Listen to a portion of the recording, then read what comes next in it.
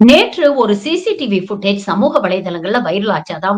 அதாவது Tambaram sanatorium railway ஸ்டேஷன்ல பார்த்தீங்கன்னா, ஒரு 3 வயது குழந்தை எந்தவித ஒரு அடல்ட்டோடைய அக்கம்பனிமென்ட்டும் இல்லாம தனியாக பிளாட்ஃபார்ம்ல அதுவும் ரயில் வரக்கூடிய அந்த எட்ஜ்ல நின்னுட்டு இருந்த அந்த காட்சிகள் பெரும் பரபரப்பை ஏற்படுத்துச்சு. உடனே ரயில்வே பாதுகாப்பு அதிகாரிகள் அந்த குழந்தையை மீட்டு நல அலுவலரிடம் கொடுத்து அவங்கள உரிய அவங்களுடைய பெற்றோர்கிட்ட ஒப்படைக்க சொல்லியிருக்கிறாங்க.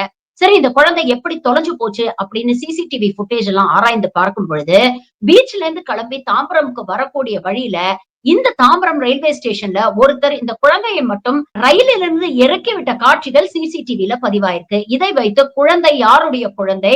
எதற்காக தனியாக இப்படி இறக்கி விட்டாங்க? ஒருவேளை குழந்தைய கடத்திட்டு வந்துட்டாங்களா?